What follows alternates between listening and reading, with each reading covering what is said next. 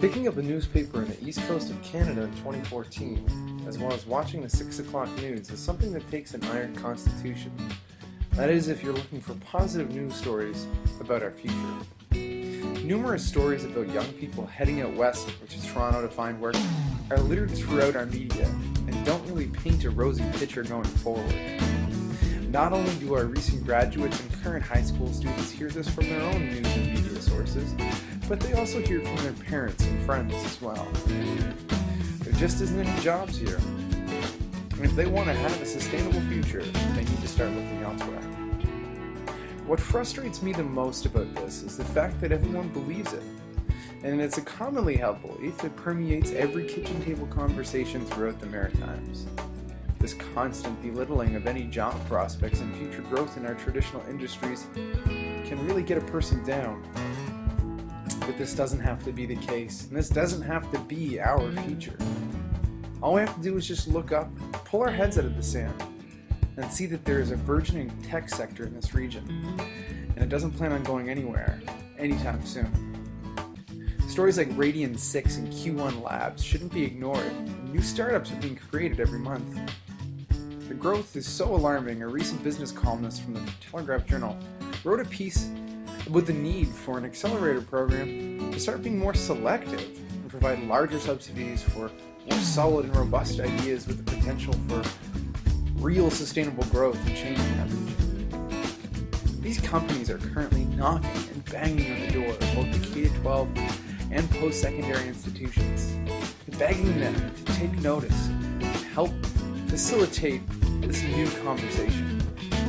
A conversation that promotes the sectors that are scrambling to fill these high-paying positions with good benefits. Recently, I was part of an event that saw over 900 students from across southern New Brunswick come to the convention center in St. John to hear about these opportunities and to hear about some success stories right here in the port city. The entire event was the first of its kind, where private industry and education work together to showcase what prospects are available and will be available in the coming years in the technology sector. During the event, heavy hitters like the chief data scientist of Bitly, who is both a female and in her early 30s, addressed the audience about the possibilities they could pursue post-high school.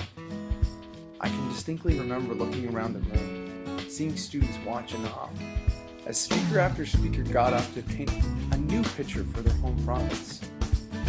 Alternately, I got to watch the dialogue explode on Twitter, as students were encouraged to use the hashtag BigDataCongress to post their thoughts about what they were hearing.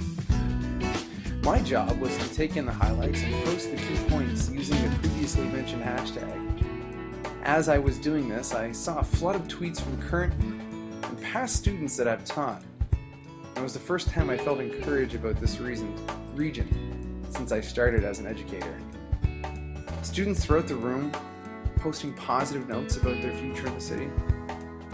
For a brief moment in time, Twitter accounts of local tweens were not littered with infantile arguments or comments on why they hated school or parents or teachers. Their accounts were brimming with optimism, and it was a moment I will never forget. There is hope for this province, and there is potential for our students to find meaningful and rewarding careers here in New Brunswick. I encourage you to take a look at the Storify thread posted by Lisa Rablick, one of the event coordinators. It catalogs the shift in thinking for some 900 students on May 26th. What is even more encouraging is that this is just the first of many conversations like this. New initiatives like Code Kids and Brilliant Labs are starting to help promote these new ideas and support teachers in the classroom, and providing the skills and equipment to help foster the development of this industry. From makerspaces to coding programs, we are ready to tackle this head on, and I can't think of another place I would rather be than right here on the front lines. Let's do this, St. John. Let's do this, NB. Created using Powtoon.